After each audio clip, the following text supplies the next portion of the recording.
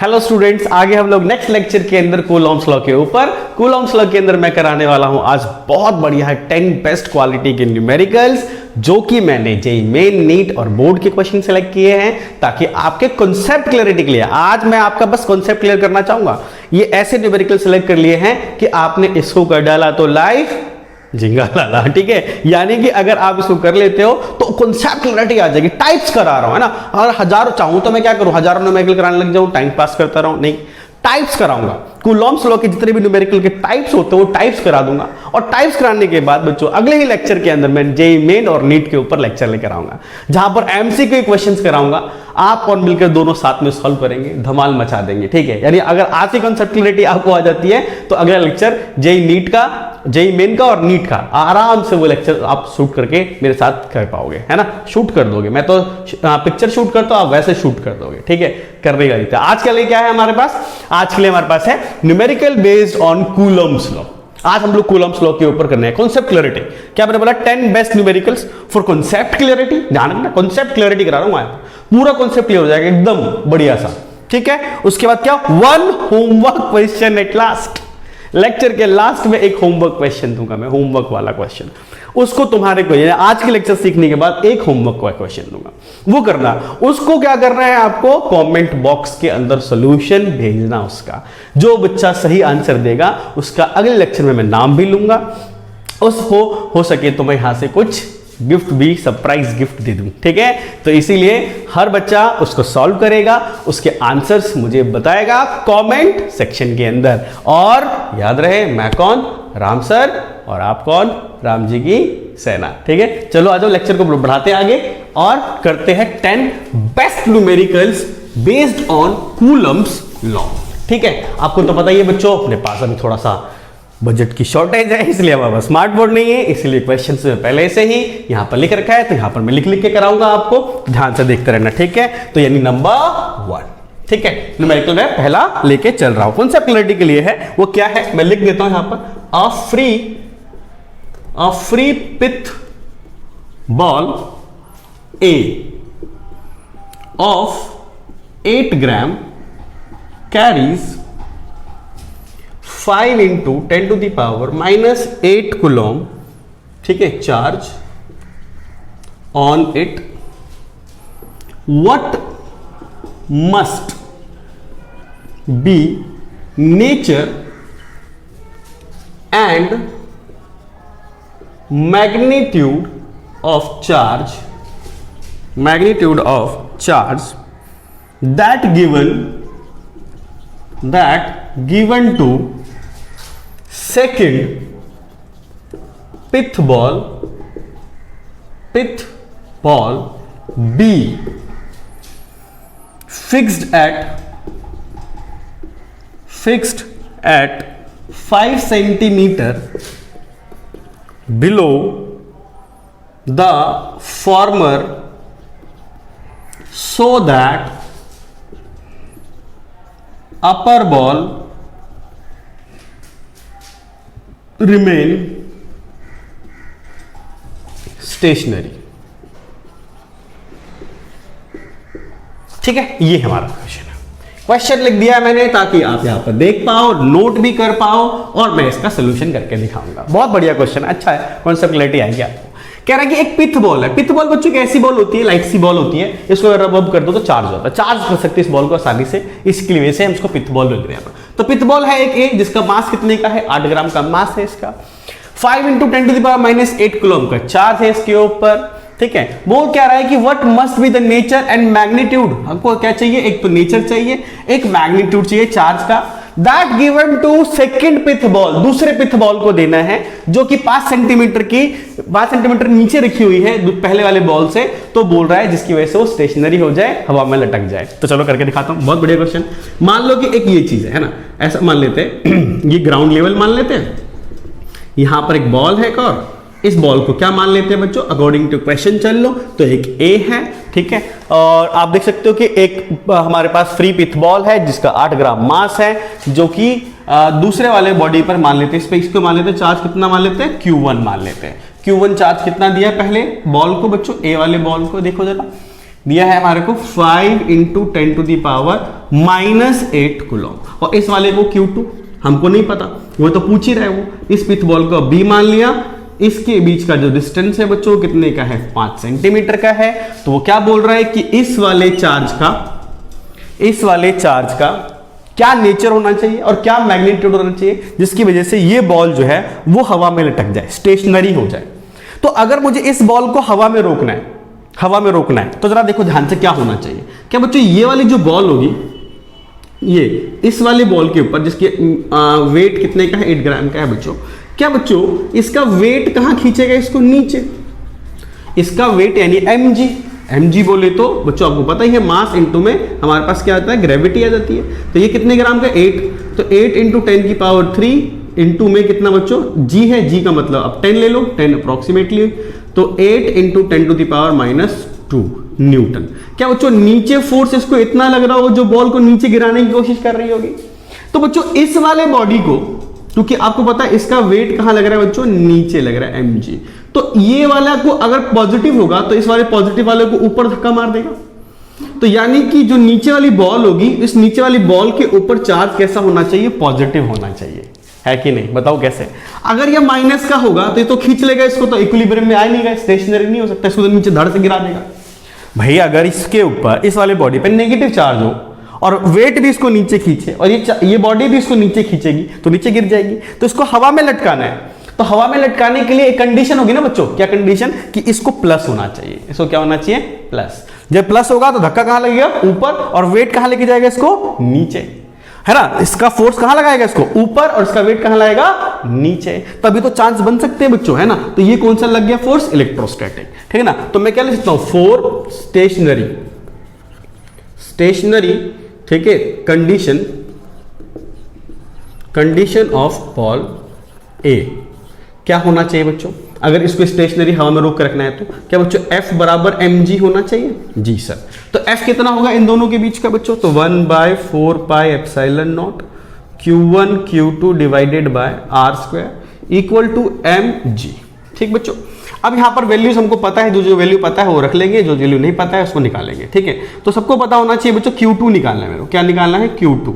तो Q2 यानी कि इस पे कितना चार्ज है ये निकालना है। तो मैं क्या करूं, यहां से सब चीजों को उधर लेके जाता हूं, तो mg r² r उधर चले जाएगा, ठीक है। और ये जो हमारे पास है इधर आके mg r² हो गया, ऊपर चले जाएगा तो इनटू में आ जाएगा 4πε0, और यहाँ पर साथ में नीचे की तरफ आ जाएगा बच्चों Q1, ठीक है।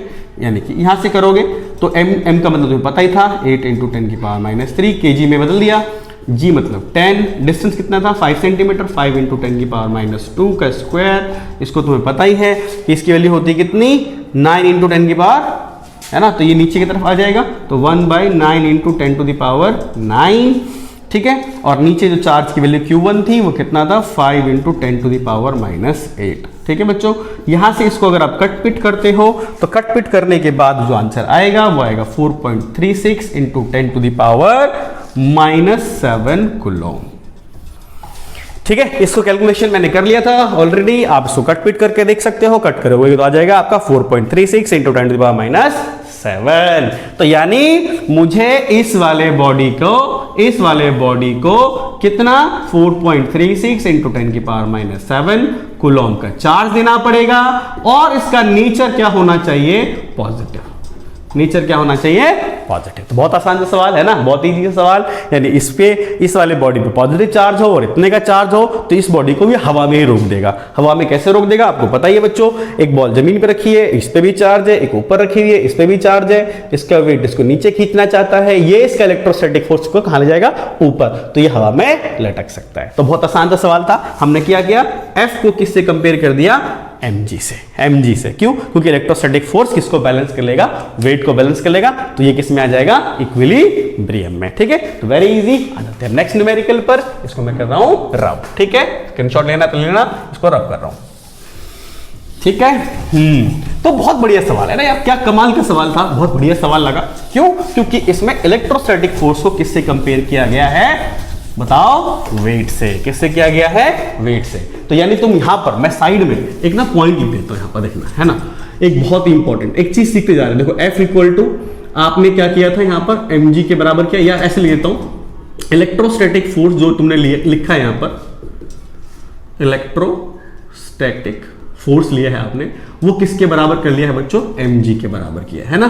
तो इससे एक क्वेश्चन सॉल्व किया हमने, बहुत बढ़िया, एक पॉइंट आया। ऐसे याद रखना कि इलेक्ट्रोस्टैटिक फोर्स को किससे कंपेयर किया जा सकता है? वेट से कंपेयर कर दिया भाई, फोर्स तो फोर्स होता है, फोर्स कहीं से भी कंपेयर किया जा सकता है। अब आते हैं न्यूमेरिकल नंबर 2। न्यूमेरिकल नंबर 2 क्या बोल रहा है कि अ पार्टिकल, ठीक है ना, a particle of mass m and carrying charge minus q1 is moving around a charge plus q2 along circular path of radius small r. Prove that period of revolution of charge minus q1 about plus q2 is given by t equals to under root 16 pi cube epsilon naught mr cube divided by q1 q2। ये बढ़िया सा question है, इसको prove करना है हमें इस question को। ये क्वेश्चन भी बहुत अच्छा है और आपका कॉन्सेप्ट क्लैरिटी के साथ आएगा। जैसे यहां पर था कि इलेक्ट्रोस्टैटिक फोर्स को mg के बराबर किया मैंने, अब इसके अंदर भी मैं एक चीज करके दिखाने वाला हूं। बहुत बढ़िया, देखने में लग रहा है वैसा क्वेश्चन है, बहुत आसान सा। कैसे, जरा देखो, सोल्यूशन करके दिखाता हूं मैं इसका। क्वेश्चन ने क्या बोला कि एक पार्टिकल है जिसका मास कितने का है? m का है, जो कैरी करता है चार्ज कितना? माइनस का q1, घूम रहा है moving around a positive charge plus q2 in circular path of radius r। तो चलो, एक प्लस का चार्ज कितना है? q2, इसका चक्कर कौन काट रहा है? माइनस का q1, ठीक है। ये प्लस का q2, ये किसका है? माइनस का। तो भाई ये इसके चारों ओर ऐसे circular orbit of radius r में इसका चक्कर काट रहा है ना। जैसे कि स्कूल टाइम में कई लोग स्कूल के बाहर चक्कर काटते हैं, ठीक है। तो सेम उसी तरीके से यहां पर क्या है कि ये प्लस का जो चार्ज हमारे पास है, प्लस का जो चार्ज q2 है, वो क्या कर रहा है? यहां पर चार्ज चक्कर काट रहा है इसके चारों ओर। रेडियस कितने का है बच्चों? r रेडियस का है। ये क्वेश्चन में कहा गया है। कह रहा है कि पीरियड ऑफ रेवोल्यूशन मतलब टाइम पीरियड बताओ कि इतना आना चाहिए। तो बच्चों चलो देखो, मान लो कि ये पार्टिकल है, इस पार्टिकल में टेंजेंट के अबाउट क्या कर रहा होगा? कुछ वेलोसिटी से मूव कर रहा होगा। तुमको तो पता है ये सर्कुलर पाथ के अंदर चार्ज कभी भी चलता है तो किसके अलोंग चलता है? अबाउट टेंजेंट चलता है। तो टेंजेंट के अलोंग ऐसे चल रहा होगा। और बच्चों ये अगर घूम रहा होगा तो तुम मुझे बताओ कि ये प्लस, ये मान लो q2 है, ये कितना हमारा? q1 है। तो ये बताओ कि इसके अंदर की तरफ है ना, इसके अंदर की तरफ यहां पर इस डायरेक्शन में एक फोर्स लग रहा होगा अंदर की तरफ। कौन सा? इलेक्ट्रोस्टैटिक वाले की बात कर रहा हूं यहां पर। इलेक्ट्रोस्टैटिक वाला फोर्स लग रहा होगा जो कि दोनों अट्रैक्टिव है, प्लस वाला माइनस वाला ऐसा खींच रहा होगा। तो घूम कैसे रहा होगा? तो जरूर इस माइनस के q1 चार्ज के ऊपर इधर भी एक कोई फोर्स लग रहा होगा जो उसको क्या कर रहा होगा? बैलेंस कर रहा होगा। तो ये कौन सा फोर्स होता है बच्चों? Centrifugal force. ठीक है, कौन सा फोर्स होता है? Centrifugal force.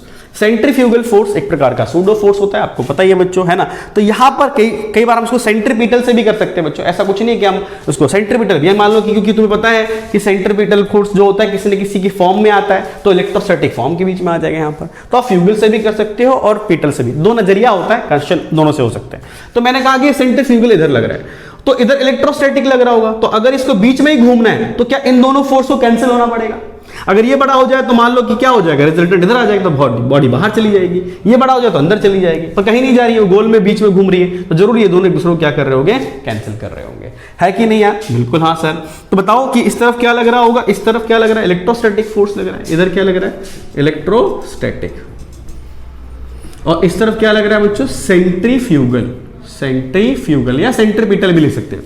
तो अगर मैं यहां पर बात कर रहा हूं इलेक्ट्रोस्टैटिक की, तो इन दोनों के बीच में क्या फॉर्मूला लग जाएगा बच्चों, 1/4 pi epsilon not Q1 Q2 divided bye R square, Q1 Q2। अच्छा, माइनस के चार्ज देने की जरूरत नहीं है, क्योंकि जितना अट्रैक्टिव होता है उतना ही रिपल्सिव फोर्स होता है, तो सिर्फ मैग्नीट्यूड लिया जा रहा है इनका, सिर्फ मैं क्या ले रहा हूं, मैग्नीट्यूड, क्योंकि अट्रैक्टिव का और रिपल्सिव का मैग्नीट्यूड कैसा होता है, सेम होता है इलेक्ट्रोस्टैटिक फोर्स के अंदर, चाहे वो अट्रैक्ट करे चाहे रिपेल करे, same magnitude charge same distance पर सेम ही वैल्यू रहती है। तो ये हो गया बच्चों। फिर यहां पर क्या आ जाएगा बोलो, तो mv² डिवाइडेड बाय r, एक r से r क्या हो जाएगा, कैंसिल। तो यहां से आप v की वेलोसिटी की वैल्यू निकाल सकते हो, किसकी वैल्यू निकाल सकते हो, वेलोसिटी की वैल्यू। तो ऊपर कितना आ गया बोलो, Q1 Q2, यहां आ गया 4 पाई एप्सिलॉन नॉट, ये r है, नीचे इधर से लिखा हो तो ये क्या आ जाएगा, m आ जाएगा, इधर लिया है, अंडर रूट में क्या आ गया बच्चों, v, यानी दिस इज द वेलोसिटी। क्या बच्चों इसी वेलोसिटी से ये पार्टिकल इधर घूम रहा होगा, हाँ जी सर बिल्कुल घूम रहा होगा।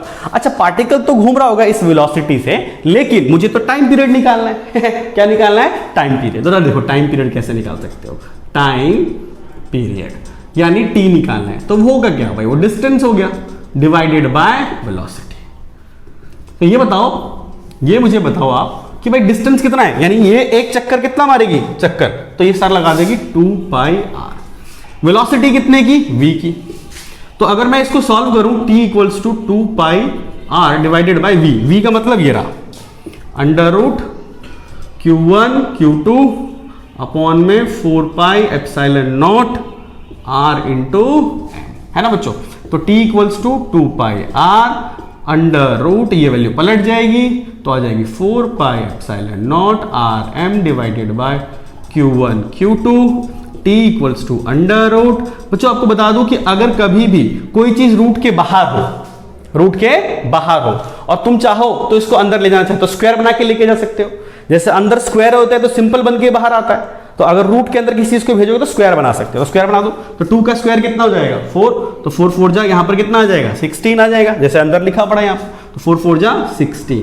पाई का स्क्वायर बन के जाएगा, पाई पहले से ही है तो कितना हो गया, पाई का क्यूब हो जाएगा। ऐसे ही हमारे पास m लिखा पड़ा है, m पहले से ही, यहां पर r का स्क्वायर हो जाएगा तो r का क्यूब हो जाएगा, और नीचे आ जाएगा Q1 और कितना, Q2। हो गया जी, हैंस प्रूव्ड। वाह वाह वाह वाह, क्या सर, क्या एकदम सिंपल लग रहा है करने में, है ना। तो यानी मैंने क्या किया, कुछ भी नहीं, सिंपल सी बात है, इलेक्ट्रोस्टैटिक फोर्स को सेंट्रीपिटल कह लो या सेंट्रीफ्यूगल के, दोनों तरीके से कर सकते हैं, बराबर कर दिया और आसानी से जो ही कहा था प्रूफ। देखने में मुश्किल लग रहा था, है आसान। कॉन्सेप्ट क्लैरिटी अगर आपको होगी तो करने में बहुत आसान लगेगा। तो this is the second numerical जो कि हमने बहुत ही आसानी से कर लिया है बराबर करके, ठीक है। Now move on to the second numerical, next में थर्ड न्यूमेरिकल, इसको रब कर देते हैं, ठीक है।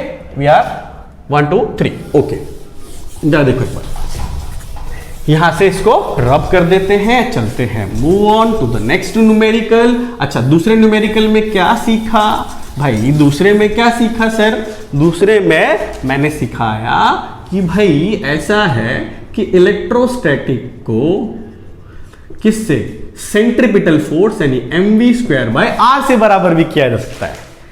सोच बड़ी होनी चाहिए, अरे फोर्स ही तो है, अगर वो बैलेंस हो रहा है, इक्विलिब्रियम में आ रहा है, तो किसी को भी किसी के बराबर किया जा सकता है, तो इसके बराबर कर दिया। सेकंड न्यूमेरिकल, हर न्यूमेरिकल में हम लोग कुछ ना कुछ सीख रहे हैं। पहले में मैंने mg से कंपेयर करवा दिया, दूसरे मैंने mv² बाय r से कंपेयर करा दिया, अब आगे हम लोग इस पर थर्ड वाले पर, ठीक है ना। यही बहुत अच्छा क्वेश्चन है, जरा समझना एक बार इसको लेकर। 2 particles each having mass of 5 gram and charge 1.0 into 10 to the power minus 7 coulomb stay in equilibrium on a horizontal table with separation of 10 centimeter between them. The coefficient of friction between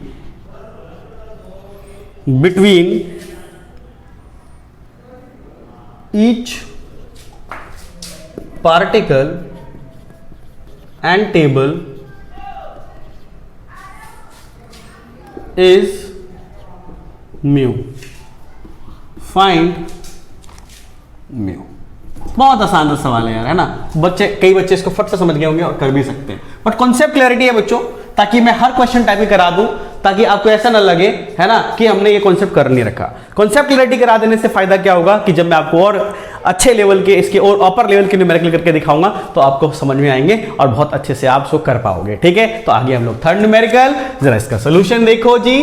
क्या बोल रहा है बच्चों कि मान लो यार तुम्हारे पास एक टेबल है, ठीक है बच्चों, एक टेबल है, ऐसा टेबल बना दिया मैंने डायग्राम में, ठीक है, एक टेबल है और इस टेबल के ऊपर क्या रखा है बच्चों, दो चार्ज रखे हुए हैं, ठीक है, एक चार्ज ये और एक और चार्ज, दिस इज Q1, मान लो इसको कितना, मान लो Q2, और दोनों के ऊपर चार्ज कितने का तुमको पता ही है, और तुम्हें पता ही है कि बच्चों यहां पर जो पार्टिकल है और उसका मास कितने दे रखा है, 5 ग्राम, इसका भी कितना दे रखा है, 5 ग्राम, और आप जानते ही हो कि इसके ऊपर चार्ज भी दे रखा है कितने का, 1 इंटू में यानी कि 10 की पावर -7 कूलम का चार्ज दिया हुआ है आपका, हॉरिजॉन्टल टेबल पे रखा हुआ है। इनके बीच की डिस्टेंस भी कितने की है, 10 सेंटीमीटर की है। तो कोफिशिएंट ऑफ फ्रिक्शन जो है इनके बीच का म्यू है, तो पूछ रहा है। तो बच्चों बात दो, अगर ये दोनों सेम चार्ज के प्लस प्लस के चार्ज है ना, दोनों पे सेम चार्ज है मान लो बच्चों, क्योंकि यहाँ प्लस का चार्ज दिया हुआ है, तो बच्चों धक्का मार देंगे, भाग जाएंगे एक दूसरे के साथ, ये भाग जाएंगे, क्योंकि प्लस वाला प्लस को क्या करता है, रिपेल करता है। तो बच्चों अगर ये वाला जो फोर्स लग रहा होगा, फोर्स ऑन 2 ड्यू टू 1 या फोर्स ऑन 1 ड्यू टू 2, उसको भगा देगा। टेबल पे रखे हुए जैसे दोनों में क्या आएगा, फोर्स ऑफ रिपल्शन आएगा, धक्का मार के दोनों भागेंगे। अच्छा, दोनों चार्ज जब भागेंगे और उनका मास ही 5 ग्राम का है, वेट जो उसके ऊपर रखा हुआ है, तो उसका वेट ग्रेविटी नीचे खींच रही होगी और ऐसे फोर्स लगेगा उसको, तो वो उस टेबल के ऊपर ऐसे स्लाइड करके जाएंगे, ऐसे फिसल के जाएंगे, घिस के जाएंगे। तो जब ऐसे घिस के जाएंगे तो फ्रिक्शन लगेगा। क्या लगेगा, फ्रिक्शन लगेगा। तो जरा हम देखें, अगर उसने क्वेश्चन में कहा है लेकिन वो इक्विलिब्रियम में रहेगा, क्या रहेगा, इक्विलिब्रियम। तो लिमिटिंग फ्रिक्शन लग रहा होगा इसके अंदर, है ना बच्चों, लिमिटिंग फ्रिक्शन लग रहा होगा। तो कितना आसान सा सवाल दे दिया मैंने कि बॉडी चल नहीं रही है, ये बॉडी चल नहीं रही है, भाग जाना चाहिए और भागी नहीं, इक्विलिब्रियम में आ गई है। तो इक्विलिब्रियम में आने का मतलब क्या होना चाहिए बच्चों, इसका मतलब यही है सर कि फिर आप क्या कर लो, इलेक्ट्रोस्टैटिक फोर्स ले लो और उसको किसके, आप फ्रिक्शनल फोर्स के बराबर कर दो।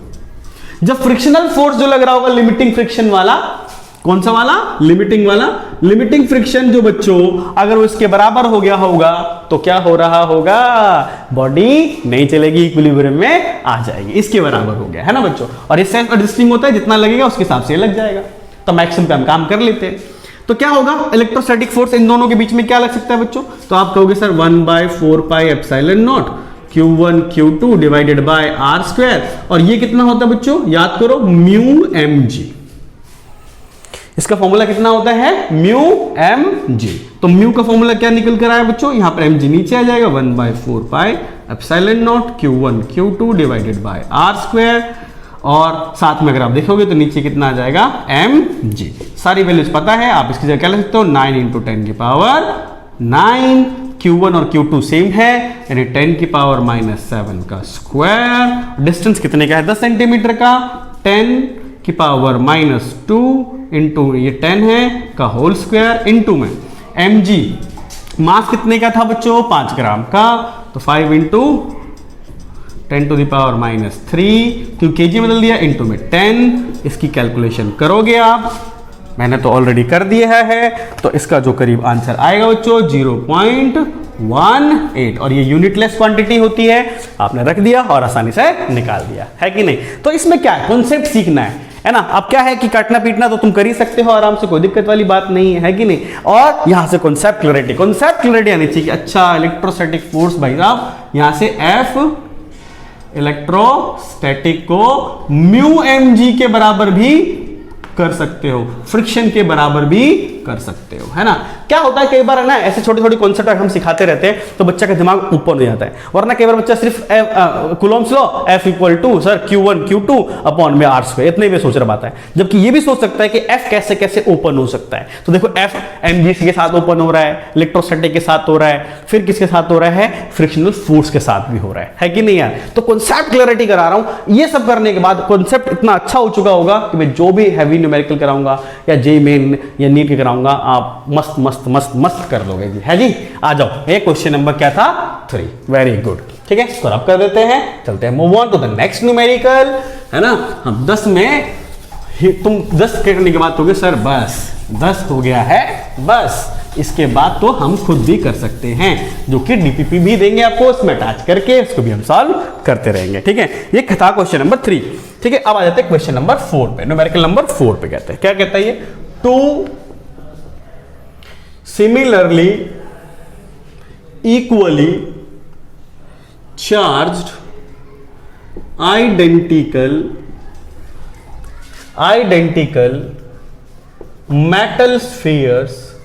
metal spheres A and B repel each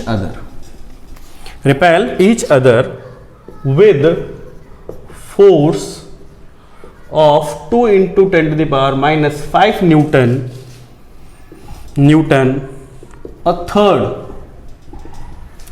third identical uncharged sphere C is touched to A, then placed at midpoint, ठीक है, between A and B. Calculate electrostatic force,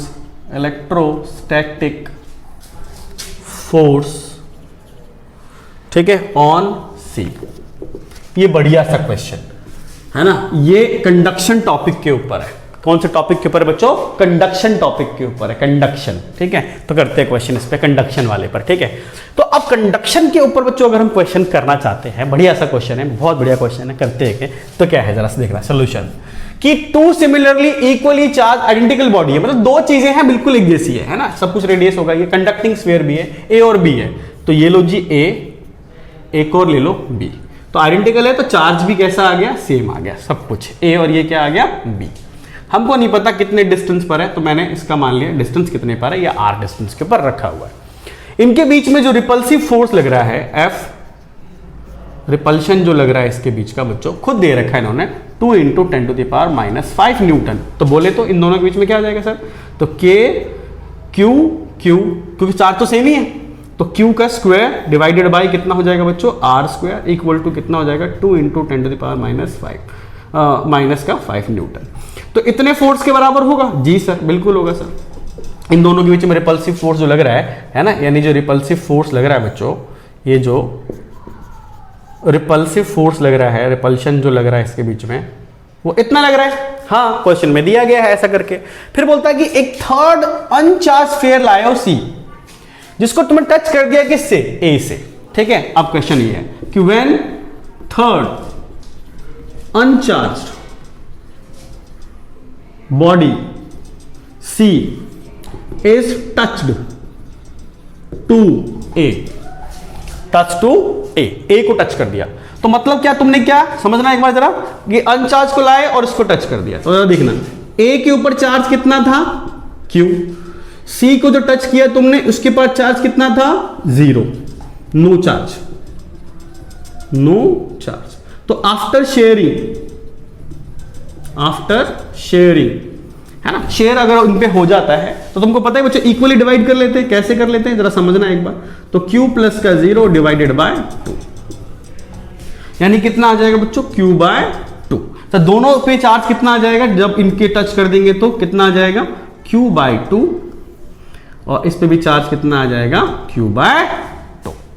हालांकि जब रेडियस डिफरेंट होता है तो तरीका बदल जाता है बच्चों, है ना, वो डिस्कस भी करूंगा मैं, ठीक है। तो यानी इसका मतलब क्या है, शेयर कर दोगे तो दोनों इक्वली अपना एवरेज चार्ज डिस्ट्रीब्यूट कर लेते हैं, तो इस पे भी q/2 आ जाएगा, इस पे भी कितना आ जाएगा, q/2 आ जाएगा। तो यानी कि a को अगर तुमने c से टच कर दिया तो दोनों में चार्ज कितनी कितनी का आ जाएगा, q/2 का आ जाएगा। कह रहा then place at the mid point between a and b।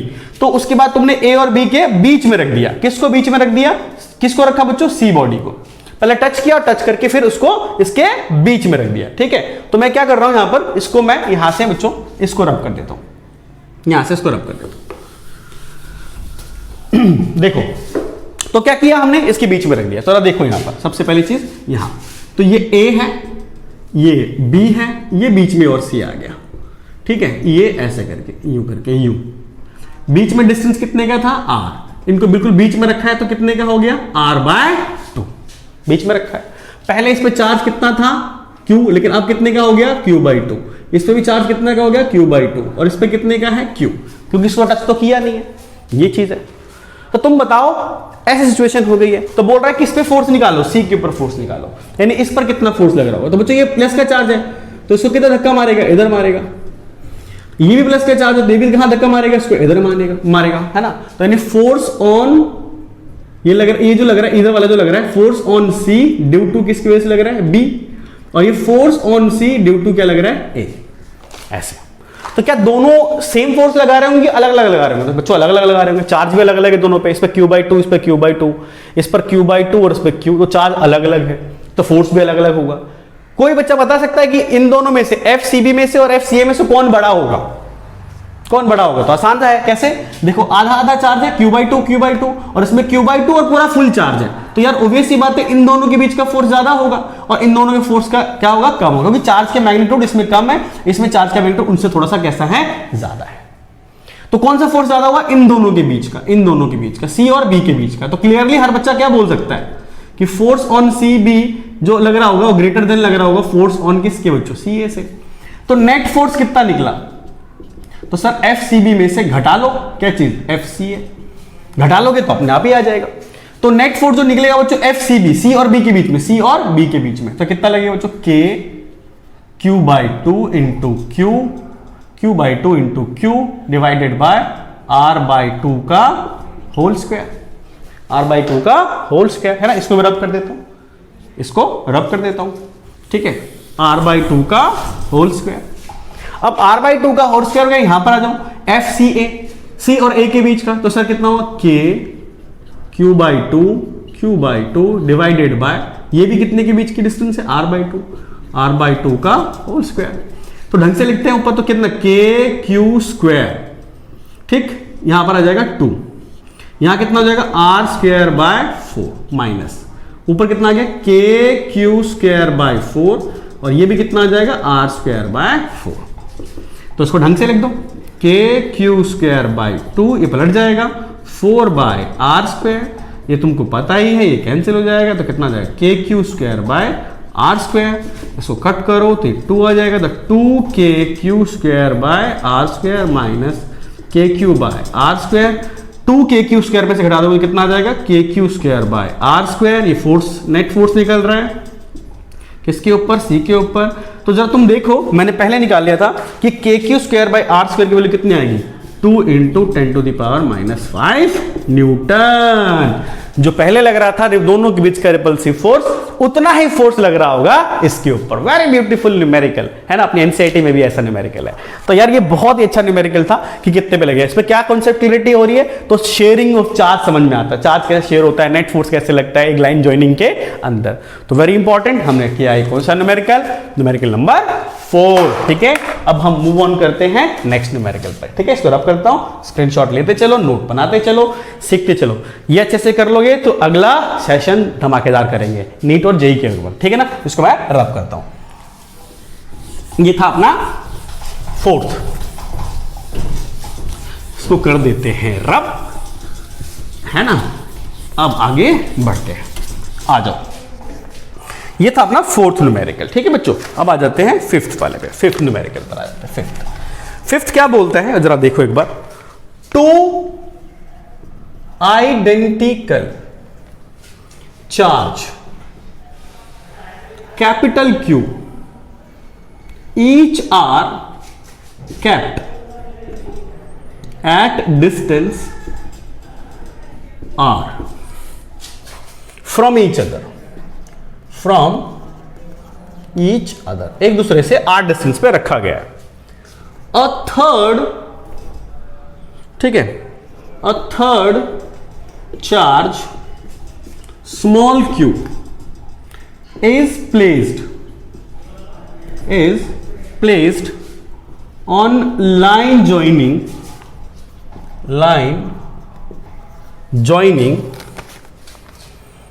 the above two charges, दोनों चार्जेस वो लाइन ज्वाइनिंग में रखे हैं बच्चों, सच दैट थ्री चार्जेस, तीन हो गए ना चार्ज, पहले दो क्यू और ये Q, three charges are in equilibrium, what is magnitude, एक तो मैग्नीट्यूड, साइन भी पूछ रहा हूं, and position of charge small q। तो इस क्वेश्चन को बहुत अच्छा क्वेश्चन मैं मान रहा हूं, क्यों? क्योंकि इससे आपका बहुत अच्छा कॉन्सेप्ट क्लियर होने वाला है। ठीक है, कॉन्सेप्ट क्लैरिटी आएगी। कैसे आएगी जरा देखो, ये इक्विलिब्रियम वाले क्वेश्चन है और इस इक्विलिब्रियम में से हमने तीन बातें आपसे पूछी है, आता रहता है क्वेश्चन है, बहुत अच्छा क्वेश्चन है, ध्यान समझना। क्या क्या पूछा है मैंने? मैग्नीट्यूड पूछा है, साइन भी पूछा है और पोजीशन भी पूछा है। और सिस्टम किसके अंदर है? पहले से इक्विलिब्रियम के अंदर है। तो दो आइडेंटिकल चार्ज हैं, सॉल्यूशन देखो, एक चार्ज है प्लस क्यू, जी सर, अगला चार्ज वो भी प्लस का क्यू, हाँ जी सर, ये है हमारे पास, इसको मान लो ए, इसको क्या मान लो बी। ठीक, इनके बीच का डिस्टेंस कितने का है बच्चों? आर का है। क्या बोल रहा है कि एक तीसरा चार्ज लाया क्यू, जिसको प्लेस किया इनके लाइन जॉइनिंग में, जिसकी वजह से पूरा सिस्टम किसके अंदर है? इक्विलिब्रियम पे। तो हमको थोड़ी पता है कहां लाए, मान लेते यहां रखा हुआ है, मान लिया भाई सी पॉइंट पे, मान लिया, कितना डिस्टेंस पे मान लेते? एक्स डिस्टेंस पे मान लेते। तो ये कितना हो गया? आर माइनस एक्स, पूरा आर, ये एक्स है तो ये आर माइनस एक्स हो जाएगा। ऐसे मैंने रख दिया।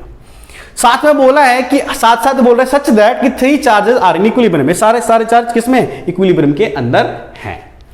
तो इसमें क्या क्या पूछ रहा है कि मैग्नीट्यूड भी बता दो उस चार्ज का, साइन भी बता दो उस चार्ज का, इसकी पोजीशन वगैरह भी बता दो। तो बताता हूं मैं आपको। सबसे पहले काम करना चाहूंगा बच्चों साइन के ऊपर काम करना चाहूंगा। साइन समझना जरा एक बार कैसे करना है साइन के लिए। अगर मुझे इन दोनों चार्ज को शांत बिठाना है, ये तीनों चार्ज एक दूसरे के ऊपर मतलब कोई परेशानी ना करे, सिस्टम में शांति से बैठे रहे, कोई इधर उधर भागे नहीं, हल्ला गुल्ला ना करे, भागे नहीं, है ना, तो लाइन छोड़ के ना चले जाए। तो इसके लिए मुझे क्या करना पड़ेगा वही देखना है मेरे को। ठीक है, चलो देखो, अगर तुम इसको पॉजिटिव मानते हो, अगर तुम इसको क्या मानते हो? पॉजिटिव। तो बच्चों अगर तुम इसको पॉजिटिव मानते हो, इसको, तो बताओ ये फोर्स इधर पे किधर लगाएगा? इस वाले पर। तो सर इधर लगा देगा। ये किधर लगा देगा? इधर लगा देगा। अच्छा, ये वाला चार्ज इस वाले पर किधर लगाएगा? ये प्लस का है, ये भी प्लस का है, तो ये प्लस वाला भी इस प्लस वाले को क्या करेगा? रिपेल करेगा। तो ये चार्ज भी इसको इधर ही धक्का मार रहा है, ये चार्ज भी इसको इधर ही धक्का मार रहा है, भाग जाएगा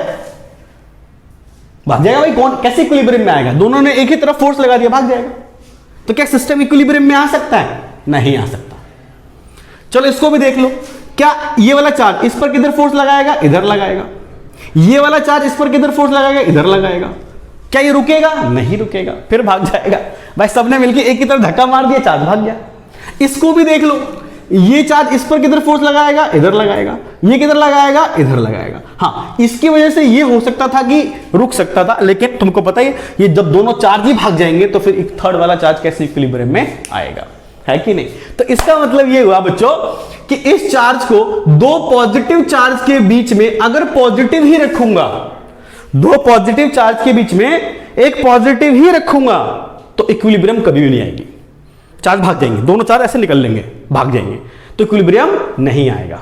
ठीक है, तो क्या करें? तो आई थिंक क्या करना चाहिए बच्चों, जरा समझना बहुत ध्यान से। अब मैं इसको ये हटा देता हूं यहां पर, इस जगह से, ये ऐसे करके। अगर मैं इस चार्ज को क्या कर दूं? नेगेटिव कर दूं। क्या कर दूं इसको? नेगेटिव। तो देखो जरा क्या होता है बच्चों, ये बताओ, कि इस चार्ज को ये कहां बुलाएगा, इधर नेगेटिव वाला इसको इधर बुलाएगा, आजा आजा, और ये वाला चार्ज इसको दूर भगाएगा, यानी इस तरफ। हाँ जी सर, एक फोर्स ये इधर फोर्स लगाएगा और ये इधर फोर्स लगाएगा, यहां बैलेंसिंग के चांस बन सकते हैं। ओके, इधर आ जाओ। इस वाले चार्ज में माइनस वाला चार्ज किधर बुलाएगा, इसको इधर बुलाएगा, ये कहेगा इधर आ जा, और ये वाला चार्ज को कहां भगाएगा, इधर भगाएगा।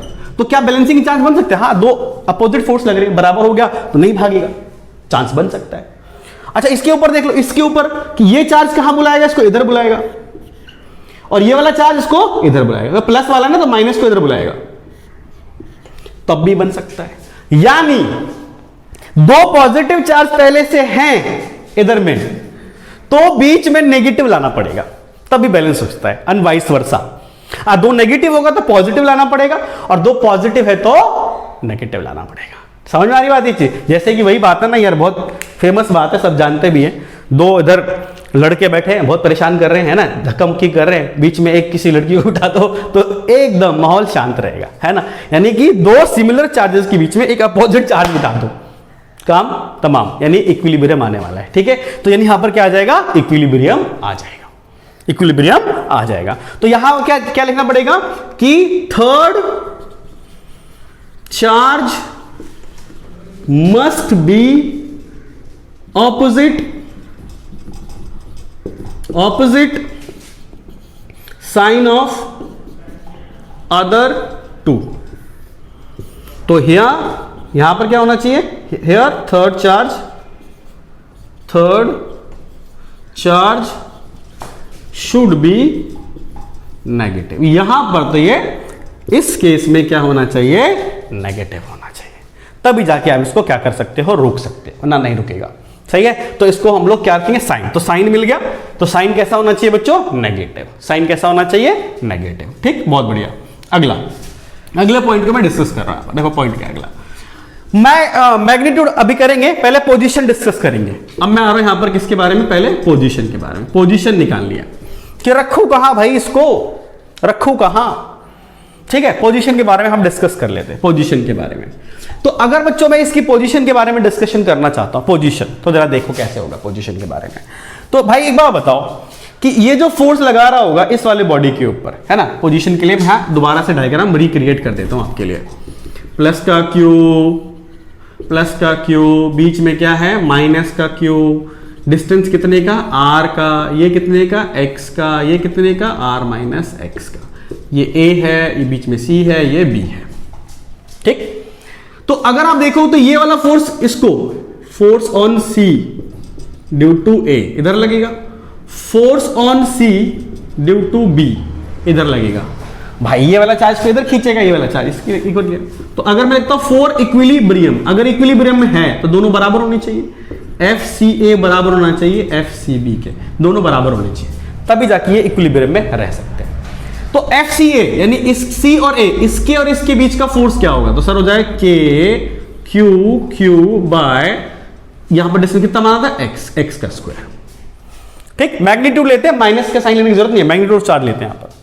यहां पर आ जाओ, इसके बीच में आ जाओ, तो क्या हो जाएगा, के, यहां पर भी देख लो, Q by R minus X का होल स्क्वायर। तो जरा देखो तो क्या हो जाएगा भाई, यहां से के कट गया, क्यू कट गया, ये सारे कट गए। यहां क्या आ गया, 1 बाय एक्स का whole square equal to 1 by R minus X का होल स्क्वायर। ऐसा कुछ बनता है बिल्कुल। तो इसको मैं कैसे ले सकता हूं बच्चों, इसको ले सकता हूं 1 by X equal to 1 by R minus X. अब मैं क्या करूं, इसको क्रॉस मल्टीप्लाई कर दूं, तो R minus X equal to X, तो यानी आर इक्वल टू कितना आ गया, 2x। Are equal to 2x आ चुका है। मैं इसको यहां से रब कर देता हूं, है ना, यहां से रब कर देता हूं, जगह चाहिए हमको थोड़ी सी और यार, है ना, इसलिए यहां से रब कर दिया इसको। तो यहां से क्या निकल कर आया बच्चों, x equal to R by 2, यानी r बाई 2, यानी r कितना, दोनों के बीच का डिस्टेंस r था, और क्या आधा कर दिया, r बाई 2, यानी बीच में रख दो। r बाई 2 के डिस्टेंस पे रखोगे तो क्या आ जाएगा बच्चों, इक्विलिब्रियम आ जाएगा। और थर्ड और आखिरी चीज के अंदर एक और चीज पूछी गई थी, क्या पूछी गई थी बच्चों, मैग्नीट्यूड। क्या पूछा गया था, मैग्नीट्यूड। और मैग्नीट्यूड कैसे निकालेंगे वो भी देखो जरा भाई, बहुत बढ़िया केस है।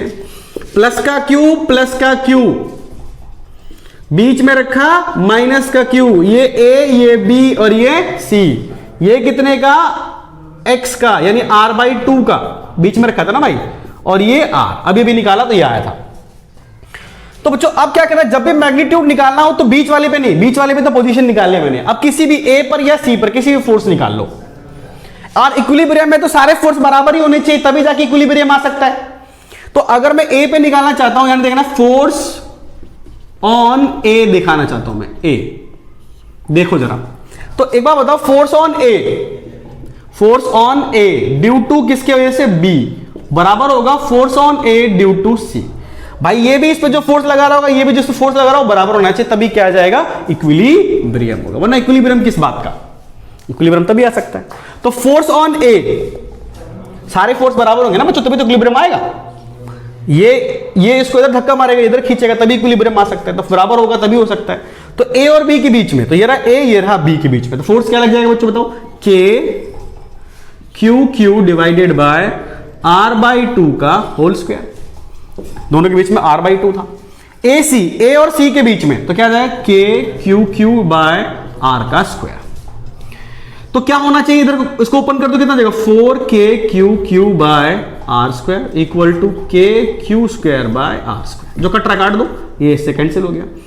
अब क्या, K से K भी कैंसिल हो गया, एक बड़े Q से एक बड़ा Q कैंसिल हो गया, तो कितना बच गया, 4Q इक्वल टू Q। तो Q कितना आया, Q बाय 4। तो यानी पूरे टोटल चार्ज का फोर्थ पार्ट होना चाहिए मैग्नीट्यूड। Very very important. 3 चीजें सिखाई इस क्वेश्चन ने हमको। पहला क्या, पोजीशन निकालना, दूसरा साइन निकालना, और तीसरा क्या, मैग्नीट्यूड निकालना। बहुत ही प्यारा, बहुत ही बढ़िया और कॉन्सेप्चुअल प्रॉब्लम है, ठीक है, बहुत ध्यान से करना है इसको, ठीक है। तो क्वेश्चन नंबर क्या था, ये है जी, बोलो 5, ठीक है। आगे बढ़ते हैं, इसको रब कर रहा हूं, स्क्रीनशॉट लेते चलना, नोट बनाते चलना, इसको मैं रब कर देता हूं, रब। अब आ जाते हैं 6th प्रॉब्लम पर। 6th है ना, अरे यार न्यूमेरिकल करने में बड़ा मजा आता है बच्चों, अगर कॉन्सेप्ट क्लियर हो जाए ना, न्यूमेरिकल करने में क्या मजा है ना, फिजिक्स की असली मजा तो फिर न्यूमेरिकल के अंदर ही आता है ना। तो यार यही चीज है ना, तो इसलिए बहुत अच्छे बच्चे, छोटे बच्चे होते हैं, बोलते हैं असली मजा क्रीम के अंदर आता है, वो बिस्किट में क्रीम खा जाएंगे और बाकी सब फेंक देते हैं। तो अगर फिजिक्स में असली मजा आएगा तो न्यूमेरिकल करोगे, कॉन्सेप्ट तो अपने आप ही बिस्किट की तरह हो जाएगा, ठीक है। तो क्रीम कहाँ है, न्यूमेरिकल में ये यार, ठीक है। अब आ जाते हैं question number 6, numerical number 6 numerical, बिल्कुल उसी तरह के क्वेश्चन है, बढ़िया क्वेश्चन है। इसमें एक पॉइंट और ऐड करूंगा, अभी चार्ज निकालना, मैग्नीट्यूड निकालना, साइन सिखाया, अब इस क्वेश्चन में एक और नई चीज सिखाऊंगा, बहुत बढ़िया है, इस पर ध्यान देना है क्वेश्चन को, है ना। क्वेश्चन नंबर 6 न्यूमेरिकल है ये अपना 6th। क्या बोल रहा है ये, 2 point charges plus E and plus 4E and plus E are fixed at distance A apart. Where should a third point charge small q be placed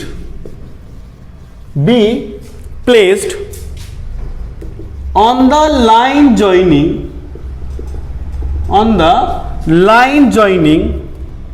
the two charges so that system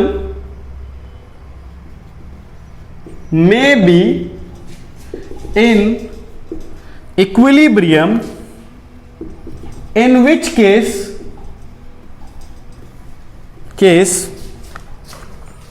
it will be stable or unstable। तो stability का case और ले लिया बच्चों, इस बार हमने इसमें एक लॉजिक और इंट्रोड्यूस कर दिया, वो है स्टेबिलिटी का। पोजीशन निकाल लिया, हाँ, साइन निकाल लिया, हाँ, मैग्नीट्यूड निकाल लिया, हाँ। अगर 3 चार्जेस के सिस्टम है और इक्विलिब्रियम में है तो चार्ज, साइन, मैग्नीट्यूड तो निकाल चुके हो। अब थर्ड पॉइंट कि वो इक्विलिब्रियम स्टेबल भी है कि नहीं, ये भी निकाल सकते हैं। कैसे, इस न्यूमेरिकल के जरिए समझाऊंगा, बढ़िया क्वेश्चन है, समझना। सॉल्यूशन क्या बोल रहा है कि 2 पॉइंट चार्जेस हैं, ठीक है, प्लस 4e और प्लस e है, प्लस का 4e और प्लस का e है, लेकिन याद रहे ये फिक्स्ड चार्जेस हैं, फिक्स्ड चार्जेस।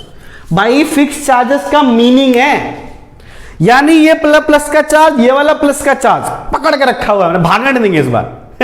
पिछला न्यूमेरिकल भाग जाते क्योंकि फिक्स नहीं थे वो लोग, रखे हुए थे चुपचाप बेचारे। जैसे प्लस का चार्ज था, प्लस का ज्यादा पकड़ो नहीं तो भाग जाएंगे, रिपेल करके भाग जाएंगे एक दूसरे के साथ, है। लेकिन अगर वो फिक्स चार्ज है, क्वेश्चन में मेंशन्ड हो कि वो फिक्स चार्ज है, तो भाग नहीं पाएंगे भाई, उनको पकड़ के रखा हुआ है, नहीं जाने देंगे, कैसे चले जाएगा, नहीं जाने देंगे। तो फिक्स चार्ज है, तो फिक्स चार्ज होगा ना, तो आपकी आधी चिंता खत्म हो गई। आधी चिंता कैसे, कि जो थर्ड लाओगे बस उसको शांति से बिठाना है, क्योंकि वो दोनों तो शांति से पहले से बैठोगे, वो तो फिक्स कर दिए गए, वो मूव नहीं कर सकते, तो इसीलिए थर्ड चार्ज ही डिसाइड करेगा यहां पर। तो याद रखना ये दोनों चार्जेस कैसे है बच्चों, फिक्स है, ये भाग नहीं पाएंगे, ऐसे धक्का मार के भाग नहीं सकते, क्यों पकड़ के रखा हुआ है इनको। वही बात है ना भाई, तुम्हें पकड़ लिया गया, भाग नहीं दे रहे। इस बार क्या हो रहा है कि जब से कोरोना आया तुम्हें घर में पकड़ लिया गया, सरकार ने पकड़ के रखा हुआ है कि नहीं भाई स्कूल नहीं जाने देंगे तुम्हारे को, है ना। तो चार्जेस तो जाना चाहते हैं, मूव करना चाहते हैं, लेकिन चार्जेस को लॉकडाउन कर दिया है। तो समझ लो वही हालात हो गए यार, ये दोनों चार्ज को फिक्स कर दिया है, भाग नहीं पाएंगे, पहली बात तो ये। अच्छा बहुत बढ़िया। तो कह रहा है कि थर्ड चार्ज कहां रखूं जिसकी वजह से पूरा सिस्टम इक्विलिब्रियम में आ जाए। थर्ड चार्ज की चिंता करनी पड़ेगी इस बार तो, है ना। ये ए मान लो और ये क्या मान लो बी। अब थर्ड चार्ज कहां रखें पता नहीं, हो सकता है कि बाहर भी रख सकते, बाहर रख दोगे तो क्या हो सकता है, कई बार सोचते हैं कि सर बाहर रख दे, तो बाहर रख लो। बाहर रखोगे तो क्या होगा भाई, ये वाला चार्ज मान लो कि किसी का मन में आ रहा है सर यहां रख लो इस जगह पे, प्लस प्लस बना के, तो क्या होगा, ये इधर फोर्स लगा देगा और ये फोर्स इधर लगा देगा, तो भाग जाएगा थर्ड चार्ज। तो इधर नहीं रख सकते, इधर आप नहीं रख सकते। सिमिलरली यहां पर भी नहीं रख सकते, वही काम हो जाएगा। अगर किसी बच्चे के मन में आ रहा है सर यहां रख दो चार्ज को, तो ये क्या करेगा, इधर धक्का मार देगा, ये वाला इधर धक्का मार देगा, फिर चार्ज भाग जाएगा। तो आप दोनों साइड में तो नहीं रख सकते, इस साइड में तो रख ही नहीं सकते चार्ज, दोनों तरफ चार्जेस नहीं रख सकते। क्यों नहीं रख सकते, क्योंकि वो ये उसको उधर फोर्स लगा देगा, ये इस पे फोर्स लगा देगा, वो थोड़ी फिक्स है, थर्ड चार्ज फिक्स नहीं है, ये दोनों फिक्स है, तो दोनों उसको भगा देंगे। तो इधर भी नहीं रख सकते, इधर भी नहीं रख सकते। अच्छा तो यहां बीच में कहीं, मतलब बीच में कहीं, बिल्कुल बीच में नहीं, कहीं पर भी मान लो यहां रख देता हूं third charge Q, C point के ऊपर। इनके बीच का डिस्टेंस कितना मान लिया गया है, ए मान लिया गया है, तो यहां रख दिया मैंने। और इनके बीच का डिस्टेंस कितना मान लिया, एक्स, तो ये कितना हो जाएगा बच्चों, वही ए माइनस का एक्स। अब यहां पर रख दिया गया, क्या इक्विलिब्रियम आ सकता है, हाँ आ सकता है सर, बिल्कुल आ सकता है। कैसे आ सकता है, देखो कि ये वाला चार्ज अगर इधर धक्का मारे तो ये वाला चार्ज इधर फोर्स लगाएगा भाई, क्या, force on C due to A, ये वाला तो force on C due to B. भाई उल्टे लग रहे हैं, अगर ये वाला फोर्स बराबर हो जाए तो हो सकता है, हाँ सर हो सकता है। तो केस बनाऊंगा यहां पर, केस नंबर 1 कि when third charge is placed between A and B, between A and B and ठीक है considered to be positively charged। और क्या माना है इसको, पॉजिटिवली चार्ज मान लिया, हो सकता है, पॉसिबिलिटी है इसकी।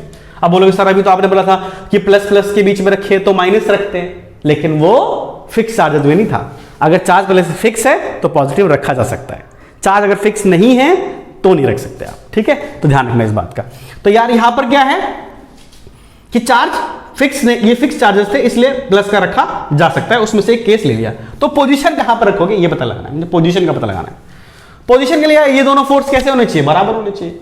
तो मैं क्या लिख देता हूं यहां पर कि व्हेन या एट इक्विलिब्रियम, अगर इक्विलिब्रियम है तो एफ सी ए बराबर हो जाएगा एफ सी बी के, दोनों फोर्स बराबर हो जाएंगे।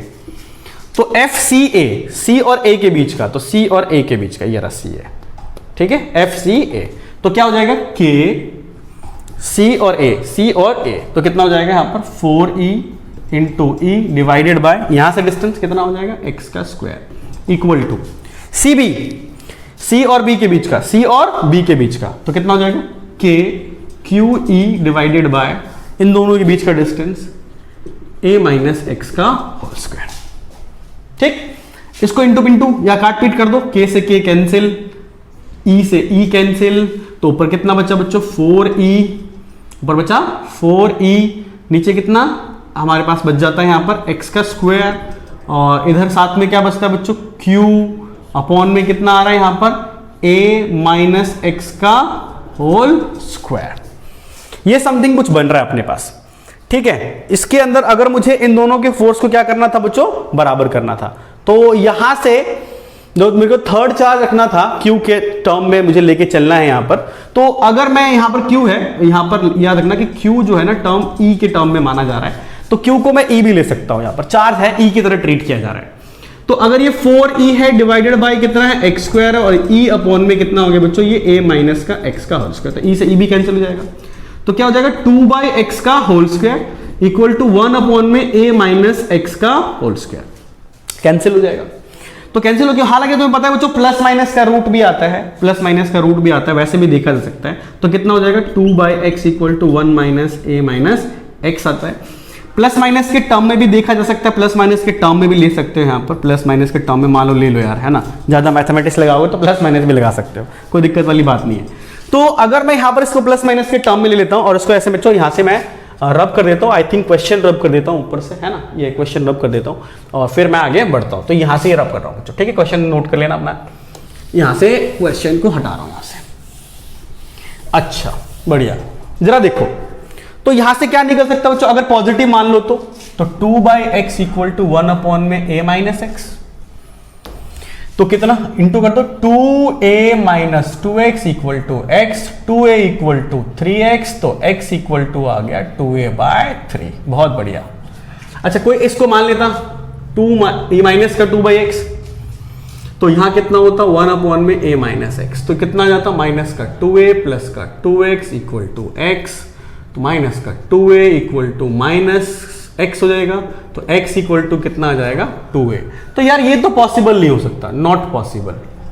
ये पॉसिबल सर क्यों नहीं है, क्योंकि आपने चार्ज को कहां रखा है, बीच में रखा है, और दोनों के बीच का डिस्टेंस कितना है a, और x कितना आ रहा है 2a, तो 2a तो बाहर चले जाएगा, तो ये तो पॉसिबिलिटी में नहीं आ सकता, क्योंकि चार्ज बाहर नहीं रखा जा सकता, चार्ज बाहर नहीं रख सकते, इसलिए पॉसिबल नहीं है। तो पोजीशन क्या आ गई, ये आ गई, पोजीशन शुड बी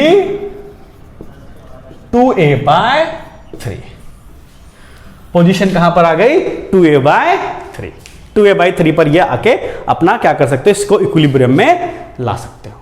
लेकिन इक्विलिब्रियम तो है, लेकिन मुझे इस इक्विलिब्रियम को ये देखना है कि ये स्टेबल वाला इक्विलिब्रियम है कि अनस्टेबल वाला इक्विलिब्रियम है ना। यही तो नया पॉइंट है बच्चों, यही तो नया पॉइंट है जी, यही तो नया पॉइंट है, समझो जरा एक बार ध्यान से।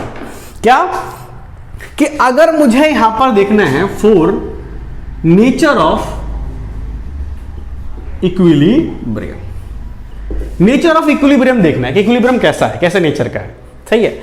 इक्विलिब्रियम ऑफ नेचर कैसे देख सकता हूं मैं, जरा समझना। अगर ये थर्ड चार्ज है जिसको क्यू माना है मैंने, इसको तुम्हें पता है E के बराबर माना गया है, तो अगर मैं इसके हिसाब से चलता हूं तो चार्ज को धक्का मारो थोड़ा सा, सही है। तो हम लोग नेचर में क्या बोलते हैं बच्चों कि अगर मान लो 3 डायग्राम बनाता हूं मैं, 3 डायग्राम तो तुम्हें समझ में आ जाएगा। मान लो कि पहाड़ है और इसके ऊपर रखा हुआ एक बॉल है, एक कटोरी है इसके ऊपर रखा हुआ, इसके अंदर ऐसा रखा हुआ एक बॉल है, सही है, ऐसा कुछ करके है मेरे पास, और एक फ्लैट सरफेस पर रखा हुआ है ना, ऐसा करके मान लेते हैं बच्चों। अगर ये दिख तुम्हें किस में दिख रहा है बच्चों, ये इक्विलिब्रियम में दिख रहा है, किस में दिख रहा है, इक्विलिब्रियम में, ठीक है। या तो इसको चलो इसको लिखने की जरूरत नहीं है, किसमें, ये इक्विलिब्रियम में रखा हुआ है, और मैं इसको इधर फोर्स लगा दूं तो ये बॉडी इधर चली जाएगी, और अगर मैं इधर फोर्स लगा दूं तो बॉडी इधर चली जाएगी, तो क्या होगा, ball will displaced in the direction of force applied, direction of force applied. तो ये कैसा कहलाएगा भाई, जिधर फोर्स लगा उधर ही चले जाए, ये तो हमारे थाली का बैंगन है, बैंगन बोलते, बैंगन जिधर धक्का मारो उधर चले जाते हैं, है ना, ऐसे बोलते हैं तो यार बैंगन का मतलब थाली का बैंगन है ऐसे बोलते हैं, मतलब जिधर धक्का मारो, जिधर पड़ रहा भारी होगा उधर ही चले जाता है, तो जिधर धक्का लगा उधर ही चले जाए, तो वो कैसा होगा, वो होगा अनस्टेबल इक्विलिब्रियम।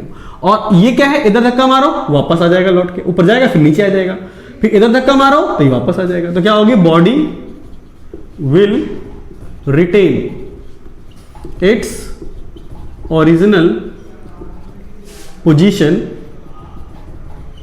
ठीक है, व्हेन, ठीक है, आफ्टर अप्लाइंग फोर्स। मतलब तुमने फोर्स लगाया है, कोई दिक्कत नहीं, बॉडी डिस्प्लेस करेगी लेकिन वापस आ जाएगी, तो ये कैसा हो जाएगा बच्चों, स्टेबल इक्विलिब्रियम। तो यही केस है कि ये स्टेबल है कि अनस्टेबल, यही पूछ रहा है। तो अब मैं क्या करूंगा, इसी कॉन्सेप्ट का इस्तेमाल करके मैं क्या कह रहा हूं बच्चों, इसी कॉन्सेप्ट का इस्तेमाल करके मैं कह रहा हूं आपसे कि अगर मैंने बीच वाले चार्ज को इधर धक्का मारा और ये इधर ही चला गया तो अनस्टेबल, इधर धक्का मारा और वापस आ जाए तो स्टेबल। यही तो होना चाहिए, यही होगा। तो कैसे देखते हैं, जरा देखते हैं, डिस्प्लेस करते हैं इसको। मान लो लिखता हूं यहां पर, when third charge is slightly displaced towards right. तुम्हारी मर्जी है, राइट लेफ्ट कहीं भी कर लो। मान लो इस चार्ज को थोड़ा सा धक्का मार के इधर ले जाओ, थोड़ा सा धक्का मार के इधर ले जाओ, इधर ले गया। तो जब मैं इसको इधर लेके जाऊंगा, थोड़ा सा खिसका के इधर लेके जाऊंगा, तो कौन सा, किसके बीच का डिस्टेंस कम हो जाएगा, तो इसके बीच का डिस्टेंस बढ़ जाएगा, इसके बीच का डिस्टेंस थोड़ा कम हो जाएगा। तो यानी कि अगर तुम देखोगे, इसको तुमने क्या माना था, पॉजिटिव चार्ज माना था, पॉजिटिव माना था। तो पॉजिटिव चार्ज मानने की वजह से क्या होता है कि इसका फोर्स इधर लग रहा होता है, इसका फोर्स इधर लग रहा होता है। तो जब मैं इसको इधर लेके जाऊंगा तो इन दोनों के बीच का फोर्स बढ़ जाएगा और इन दोनों के फोर्स के बीच क्या हो जाएगा, कम हो जाएगा। यानी जैसे ही मैं इसको इधर धक्का मारूंगा, इधर धक्का मारूंगा, तो सीबी का फोर्स बढ़ जाएगा। तो क्या हो जाएगा, लिखना पड़ेगा, देन एफ सी बी जो होगा वो ग्रेटर देन हो जाएगा एफ सी ए से, ठीक है। यानी इधर धक्का मारा तो इन दोनों के बीच का फोर्स बढ़ जाएगा क्योंकि दूरी कम हो जाएगी ना, इसीलिए। तो बताओ कि नेट फोर्स किधर लगेगा सर, तो ज्यादा में से कम घटा दो, तो F C B minus F C A, net force. तो कौन बड़ा है, सी बी बड़ा है। तो तुमने धक्का किधर मारा, धक्का किधर मारा, इधर मारा, और नेट फोर्स किधर लग रहा है, सीबी की तरफ ही लग रहा है। वो धक्का मारा उधर, बॉडी कहां आ जाएगी, सीबी की तरफ। तो net force is acting along CB. तो धक्का इधर मारा, बॉडी आ जाएगी इधर। तो मैं क्या कहूंगा, so it will be case of stable equilibrium. Stable हो गया जी। कैसे, इधर धक्का, इसको इधर धक्का मारो, इसको यहां से खिसका के इधर ले जाओ, तो इन दोनों के बीच का फोर्स बढ़ जाएगा, सीबी के बीच का फोर्स बढ़ जाएगा क्योंकि तुम उसके पास जा रहे हो, और ए और सी के बीच में फोर्स कम हो जाएगा। तो नेट फोर्स किधर लगेगा, इधर ही लगेगा। तो नेट फोर्स लगने की वजह से बॉडी कहां आ जाएगी, पीछे की तरफ। तो मैंने धक्का मारा उधर, बॉडी कहां आ गई, इधर। कौन सा equilibrium, stable equilibrium, stable equilibrium. अच्छा भाई, तो हमने देखा था, मैंने इसको क्या लिखा था, केस नंबर 1। अब केस नंबर क्या देखते हैं इसका, 2। केस 2 क्या हो सकता है, जरा समझो, इसको मैं रब कर देता हूं। केस नंबर 2 क्या हो सकता है बच्चों, पोजीशन तो निकल ही चुकी है। अब मैं कहता हूं, when third charge is considered to be negatively charged. अब मैं इसको नेगेटिवली चार्ज मान रहा हूं। अब नेगेटिव मान सकते हैं, हां, कैसे, जरा देख। अगर मान लो इस चार्ज को जो बीच में रखा है बच्चों, माइनस का क्यू यानी माइनस का ई मान रहे हो, माइनस का। तो बताओ, तो अगर तुम माइनस का फोर्स लेके चलते हो, है ना, माइनस का फोर्स लेके चलते हो, मैं इसको रीड्रॉ ही कर देता हूं। मान लो ऐसा करके है, प्लस का 4e प्लस का ई, बीच में रख दो माइनस ई जो क्यू के बराबर ही है। ये ए है, ये बी है, ये बीच में रखा हुआ सी पॉइंट है, ठीक है ना, ये ए बी और ये सी पॉइंट है। अब जरा देखो, तो ये फोर्स किधर लगाएगा, ए वाला, तो इस वाले पर इधर लगाएगा, force on C due to A. ये किधर लगाएगा, तो इधर लगाएगा, force on C due to B. दोनों ऐसे, ये इधर खींचेगा, ये इसको इधर खींचेगा, लगे ना अपोजिट फोर्स, तब भी इक्विलिब्रियम आ सकता है। तो दो फिक्स चार्ज के बीच में, दो फिक्स चार्ज के बीच में प्लस रखोगे तब भी इक्विलिब्रियम आ जाएगा, और माइनस रखोगे तब भी इक्विलिब्रियम आ जाएगा, क्योंकि दोनों तो फिक्स है। इसको दोनों में अपोजिट फोर्स लगेंगे और वो बैलेंस हो सकता है। तो अगर ये बैलेंस हो सकता है तो बजे डिस्टेंस तो वही निकलेगा, डिस्टेंस तो वही रहेगा, डिस्टेंस क्योंकि प्लस और माइनस से उसके मैग्नीट्यूड पे कोई फर्क नहीं पड़ता, मैग्नीट्यूड को फर्क नहीं पड़ता, डिस्टेंस उतना ही रहेगा। तो नेचर देखना है मुझे, तो जरा देखो नेचर ऑफ इक्विलिब्रियम कैसे देखता हूं, लिखता हूं when third charge is slightly displaced towards right, कहीं भी कर लो, राइट कर लो, लेफ्ट कर लो, कोई प्रॉब्लम नहीं चलता। अगर मान लो इस चार्ज को मैं क्या करता हूं, इधर लेके जाता हूं, इधर खिसका के लेके जाता हूं, तो किसके इसके बीच का, सी और बी के बीच का फोर्स बढ़ जाएगा। बोलो यार, दूरी कम हो जाएगी ना बच्चों, इसको इधर खिसकाऊंगा तो इनके बीच की दूरी कम हो जाएगी, तो फोर्स बढ़ जाएगा, इनका फोर्स कम हो जाएगा। तो क्या क्लियरली हर बच्चा बोल पा रहा है क्या, क्लियरली फोर्स ऑन क्या बच्चों, सी बी का जो मैग्नीट्यूड होगा वो ज्यादा हो जाएगा फोर्स ऑन सी ए से। तो ये बताओ नेट फोर्स कैसे निकालोगे जी बच्चों, नेट फोर्स, तो नेट फोर्स सर निकाल दो जी, कैसे, एफ सी बी में से जो बड़ा है उसमें से छोटा घटा दो।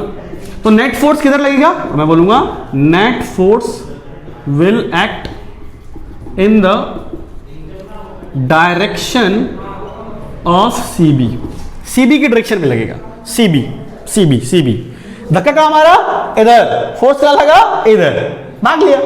तो इसका मतलब क्या होगा, it will be unstable equilibrium. मजेदार केस, ठीक है। तो ये एक अनस्टेबल इक्विलिब्रियम, धक्का मारा उधर ही चले जाए, बैंगन है ये, और अगर आप उधर धक्का मारो वापस आ जाए, भाई रियल है ना, बढ़िया इक्विलिब्रियम है, stable equilibrium. That will be our which question, ये था 6th क्वेश्चन, ठीक है। अब मूव करते हैं नेक्स्ट क्वेश्चन पे, बहुत बढ़िया, इसको मैं रब कर रहा हूं, ठीक है।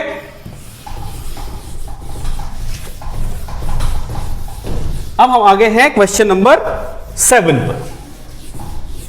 We are at the question number 7, जो कि बहुत ही बढ़िया क्वेश्चन है, और आप ध्यान से करते जा रहे होगे, नोट भी करते रहना बच्चों, ध्यान हटाना नहीं है, देखते चले जाना है। क्वेश्चन क्या बोल रहा है कि a charge capital Q plus का ही है, is divided on two objects, what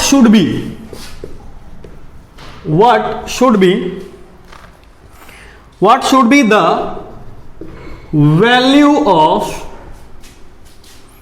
values of charges on two objects so that force between them becomes maximum। बहुत ही प्यारा, बहुत ही बढ़िया क्वेश्चन, ठीक है, बहुत बढ़िया क्वेश्चन। क्या बोलता है ये, समझो आप कि एक कोई चार्ज Q है, ठीक है, एक चार्ज क्या है, Q है, उसको दो हिस्सों में डिवाइड करना है और दो ऑब्जेक्ट पे डाल देना है। तो एक कोई ऑब्जेक्ट लेता हूं, मैंने मान लिया कि सर इसमें से Q चार्ज निकाल दिया, तो बाकी बच्चे में कितना आ जाएगा, मान लो ये ऑब्जेक्ट A है, ये ऑब्जेक्ट B है, तो Q माइनस Q, भाई टोटल चार्ज कितना था, Q था, प्लस लिखने की जरूरत नहीं, प्लस ही है। टोटल चार्ज कितना था, Q था, उसमें से छोटा Q निकाल लिया, बचा हुआ दूसरी बॉडी पे डाल दिया। तो वही कह रहा है वो कि इस चार्ज की वैल्यू बताओ जिसकी वजह से इन दोनों के बीच का फोर्स कैसा हो जाए, मैक्सिमम हो जाए, इन दोनों के बीच का एट पर्टिकुलर डिस्टेंस। तो बताना जरा फोर्स इन दोनों के बीच में कितना होगा, तो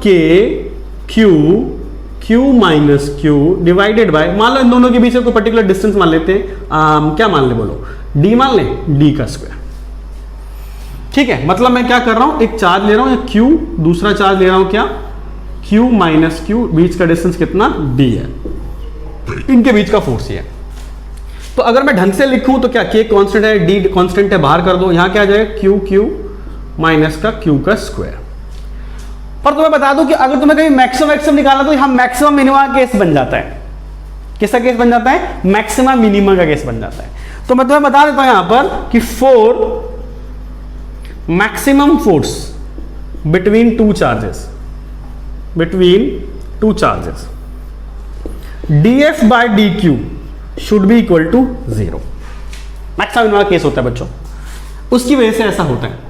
अगर मैं यहां पर करता हूं डेरिवेटिव, इसका डेरिवेटिव कर देता हूं, तो भाई df बाय dq जो निकलेगा वो भाई तुम्हारा k बाई डी स्क्वायर तो कांस्टेंट है, इसका करोगे तो कितना आ जाएगा, q के रेस्पेक्ट में कर रहा तो q माइनस का 2q और इक्वल टू कितना 0, तो क्या आ गया k d square q minus 2q equal to 0, ये उधर जाएगा 0, q इक्वल्स टू 2q, तो q इक्वल्स टू कितना आ गया q बाय 2, यानी इसका आधा चार्ज, आधा आधा रखोगे तब जाके मैक्सिमम फोर्स होगा इसका, यानी ये भी q बाई 2 ये भी q बाई 2, तो क्या हो सकता है मैक्सिमम फोर्स हो सकता है। वेरी प्यारा, बहुत ही प्यारा न्यूमेरिकल है ये, और छोटा सा है लेकिन कॉन्सेप्चुअल है, इसमें अच्छे अच्छे न्यूमेरिकल बना सकते हैं हम लोग, और भी बढ़िया बढ़िया।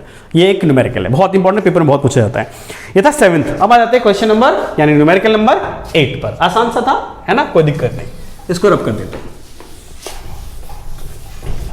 अब आगे हैं हम लोग 8th पे, है जी 8th पे, 8th प्रॉब्लम, ठीक है जी। अगला देखो जरा, 8th प्रॉब्लम भी बहुत बढ़िया है। क्या बोलता है ये, two spheres, two small spheres है, बल्कि small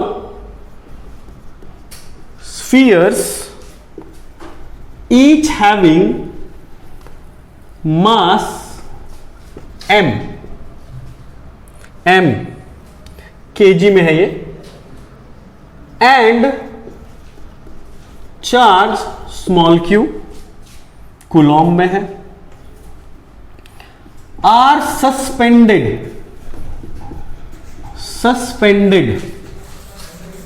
from a point by insulating thread, ठीक है, each of 1 metre long but negligible mass if theta is angle, ठीक है, angle each thread makes with vertical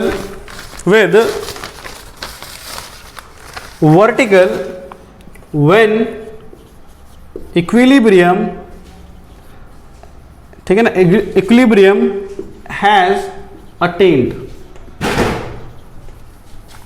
show that वाला question है, q square equal to 4m l square sine square theta tan theta 4 pi epsilon naught. बहुत ही बढ़िया, देखने में थोड़ा वैसा लग रहा है लेकिन है अच्छा सा न्यूमेरिकल, कॉन्सेप्ट बहुत ऐसे क्लियर करेगा।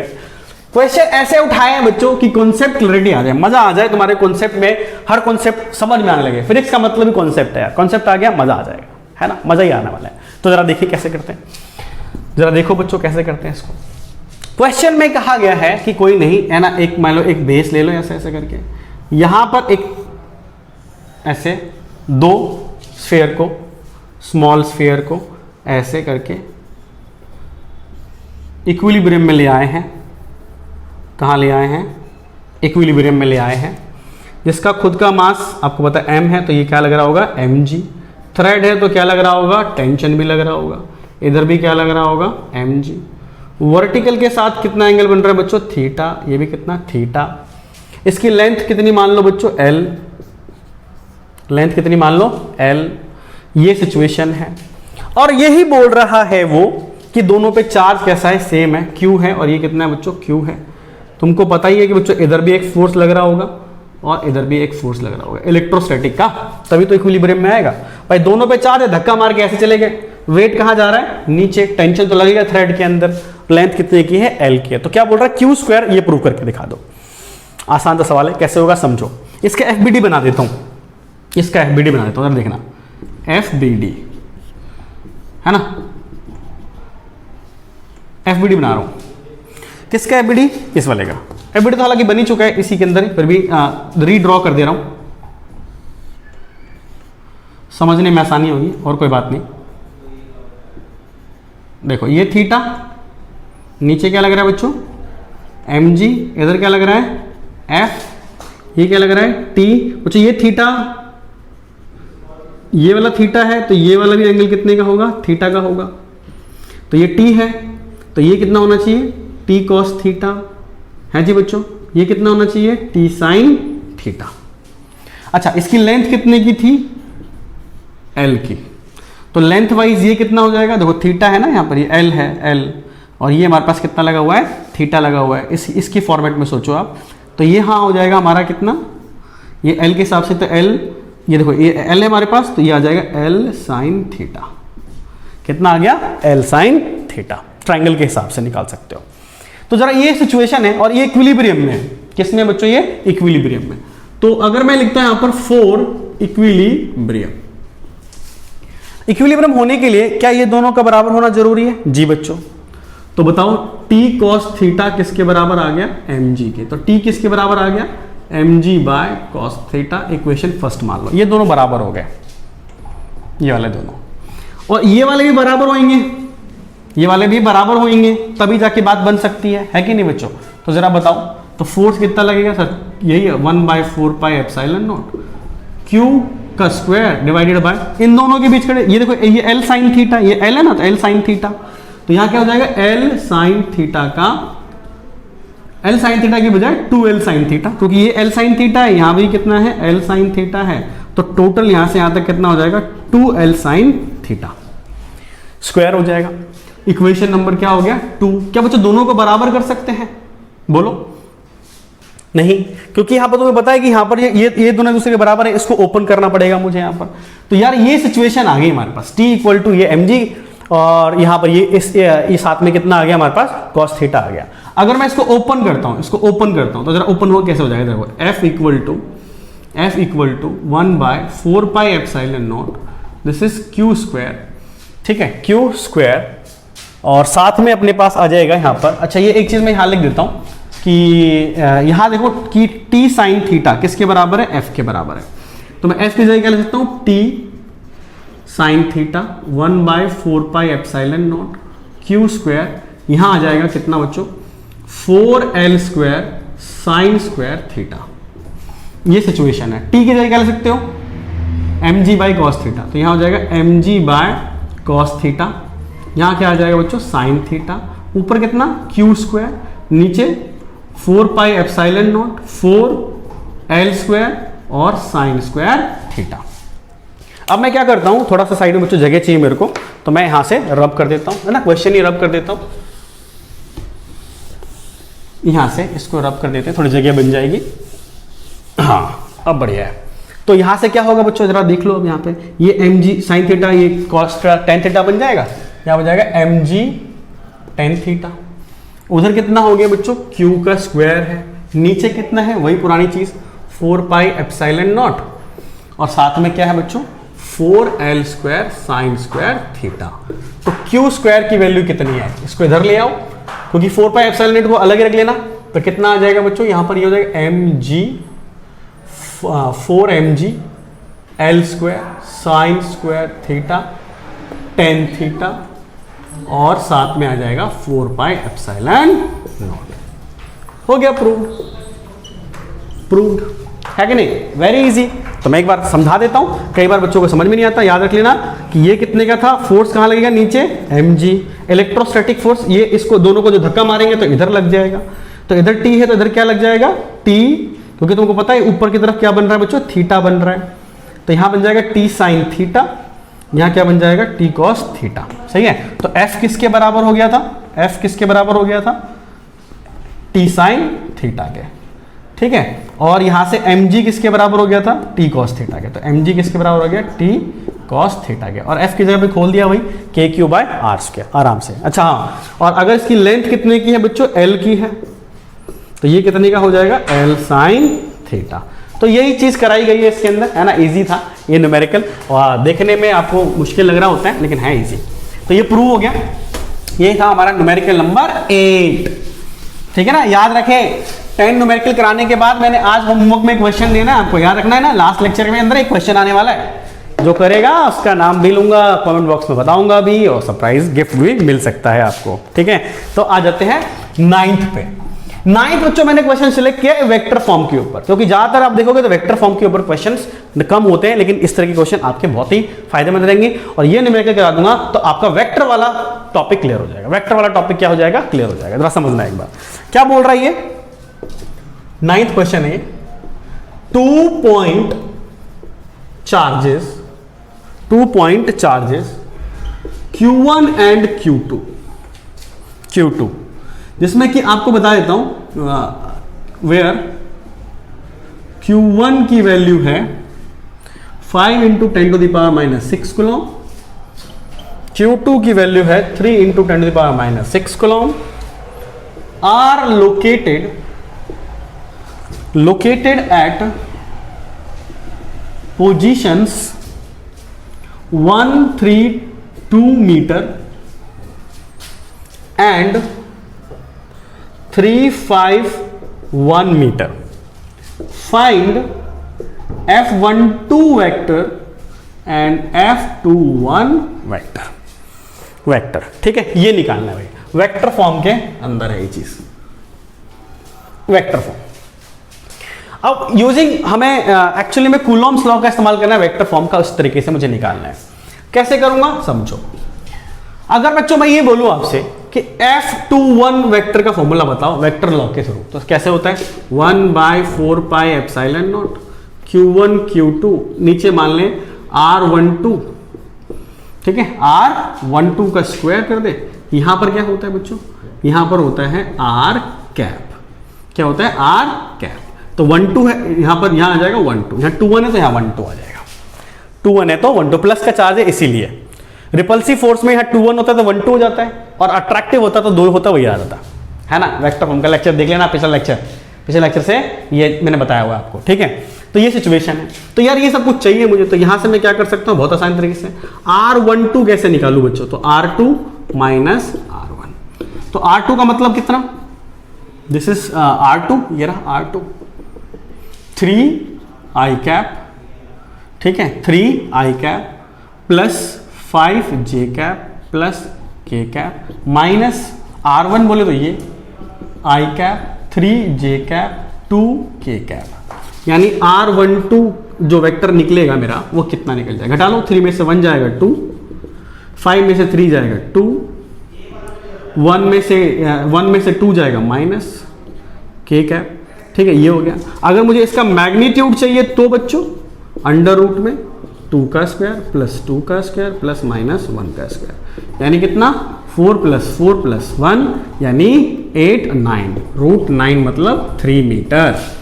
ठीक है, तो मैग्नीट्यूड कितने का आ गया बच्चों? 3 मीटर का आ गया यहाँ पर, है ना।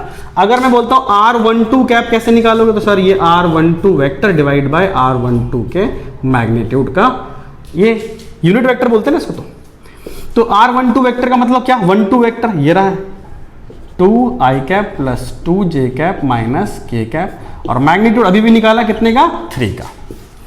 तो चलो फॉर्मूले में रख देते हैं, यहां पर फॉर्मूले से आंसर हमारा आ जाएगा। तो मैं कहां लिखूं? यहां लिख देता हूं, है बच्चों F21 वेक्टर। तो ये पूरा कितने का? 9 इंटू में 10 टू द पावर 9, ये रख रहा हूं इसके अंदर।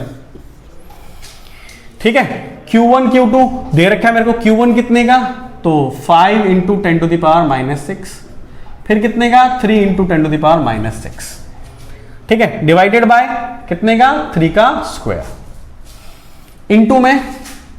इंटू में कितना? देखो यहां पर R12 का मैग्नीट्यूड कितना आ गया हमारे पास? यहां ले लेता हूं 2i cap plus 2j cap minus k cap divided by 3। तो क्या आंसर आया बच्चों? तो F21 वेक्टर इक्वल टू, देखो 9 से ये 9 कैंसिल हो जाएगा, तो ऊपर आ जाएगा 15 और ये 3 कट जाएगा, तो 3 से 3 भी कट गया, तो कितना आ जाएगा? 5 इंटू यहाँ देखो 12, 3 10 की power minus 3, 2i cap plus 2j cap minus k cap Newton. ये आ गया आंसर। और अगर कोई बोल रहा है तुमसे कि F12 वेक्टर निकालो, है ना, इसके यहाँ पे थोड़ा सा मैं रब कर दूं बच्चों, थोड़ा सा यहां से रब कर देता हूं। अगर तुमसे बोल रहे हैं कोई कि F21 तो निकाल लिया, F12 वेक्टर निकाल, तो सर माइनस का F21 वेक्टर, दोनों एक दूसरे क्या होते हैं? ऑपोजिट होते हैं। वेक्टर लॉ में तुमने पढ़ाई है बच्चों। तो माइनस का 5 into 10⁻³ 2i cap 2j cap minus का k cap Newton. This is very important, this is vector law. Vector law के ऊपर डिपेंडेंट क्वेश्चन था, बहुत आसान सा था। Very good. Question number 9। अब आते हैं लास्ट क्वेश्चन पर, उसके बाद मोस्ट फेवरेट क्वेश्चन जो कि होमवर्क वाला क्वेश्चन होने वाला है। ठीक है, इसको मैं रब कर देता हूं।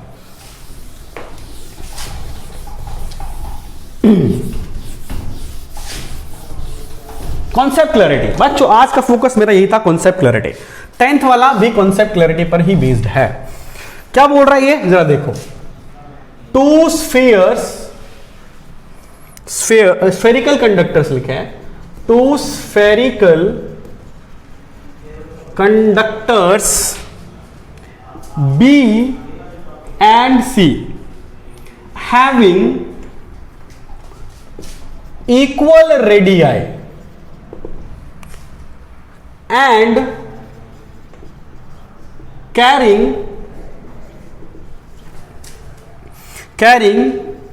equal charge,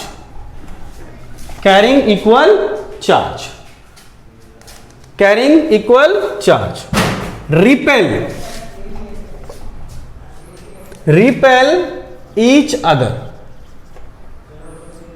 with force capital F at same distance। Same नहीं है बच्चों, सम है, some distance. A third spherical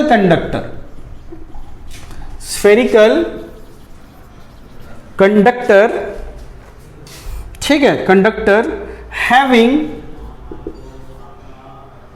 same radius comes in contact with B, then with C, then removed, finally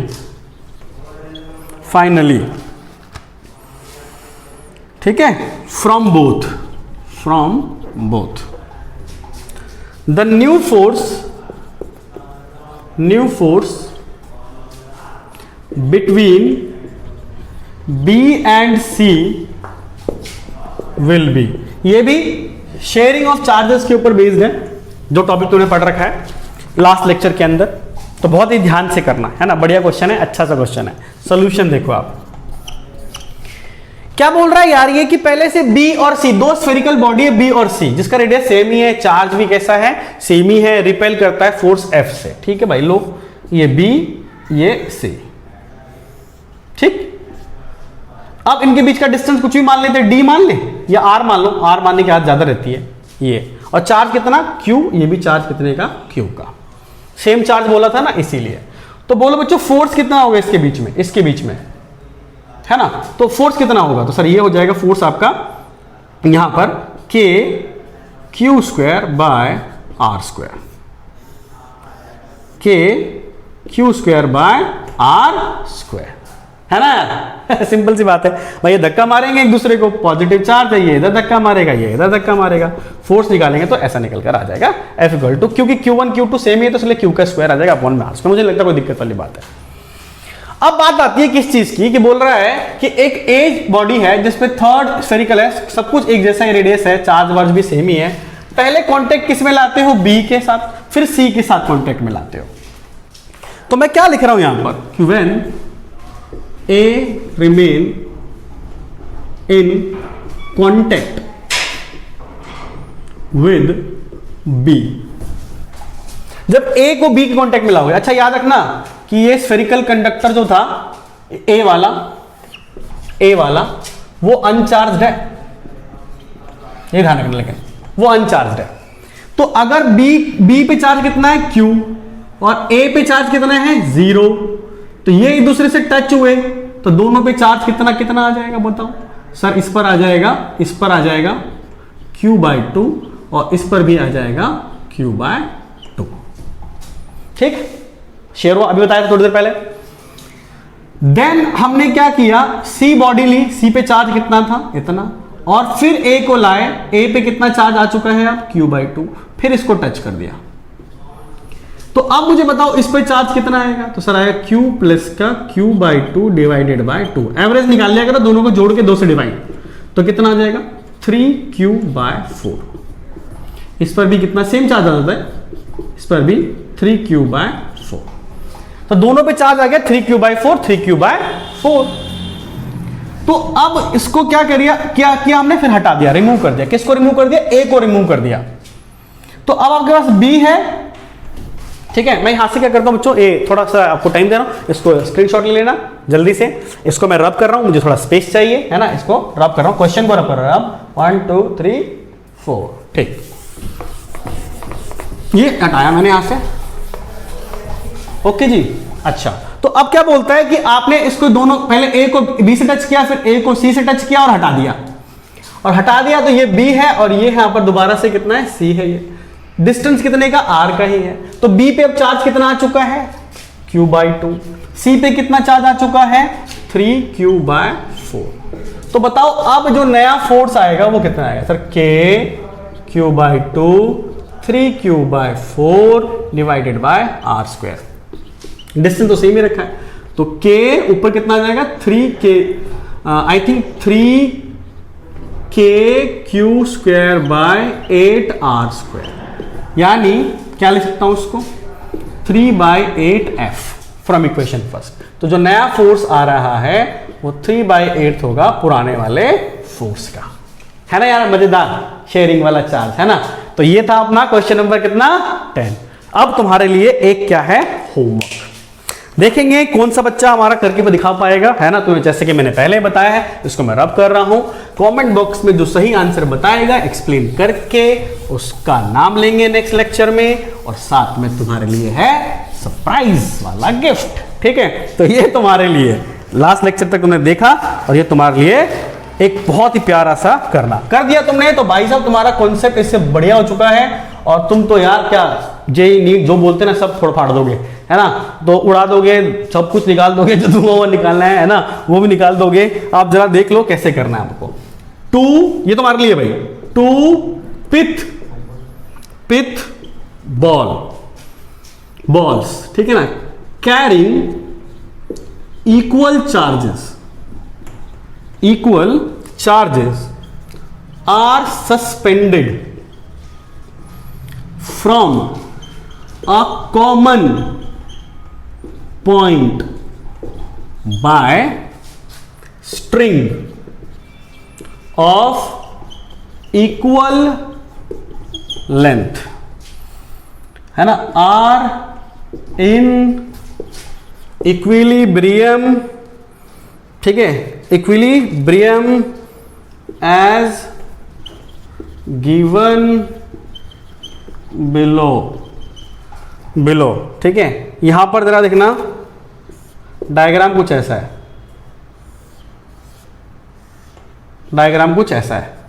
इनके बीच का डिस्टेंस r है, ठीक है, ये डिस्टेंस y है, ठीक। और दूसरा डायग्राम इसी से बना हुआ है, डायग्राम उन्होंने यहाँ से आकर इधर से इस तरीके से, ये इस तरीके से, इनके बीच का डिस्टेंस r' है, और ये डिस्टेंस जो हो चुका है वो y/2 का हो चुका है, ठीक है। ये पिथ बॉल है अपनी दोनों, ठीक है। तो यहाँ पर लिखा गया है क्या कि गिवन बिलो वेयर, ठीक है ना, equilibrium is found at half distance, या हाइट भी लिख सकते हो, हाफ हाइट, ठीक है, ऑफ फ्रॉम, या half height from case first, then the new distance r'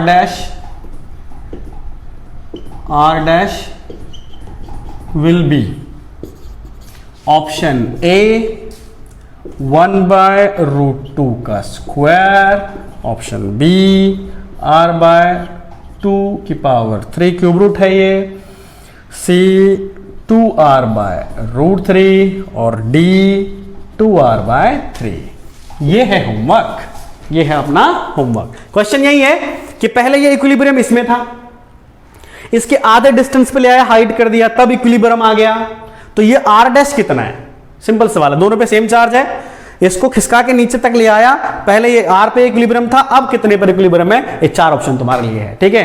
तो ये लेक्चर सुनने के बाद आप बढ़िया से ये होमवर्क कर सकते हो, ये वाला क्वेश्चन कर सकते हो और कमेंट सेक्शन में जवाब दोगे, बड़ा मजा आएगा, ठीक है। नेक्स्ट लेक्चर में इसका आंसर, इसका विनर का नाम भी बताऊंगा, साथ में नया लेक्चर जो होगा इसी टॉपिक पर होगा, लेकिन नीट और जेईई मेन के बहुत सारे डिफरेंट क्वेश्चंस लेकर आऊंगा। Keep studying, like and subscribing, ठीक है। तब तक के लिए बाय बाय।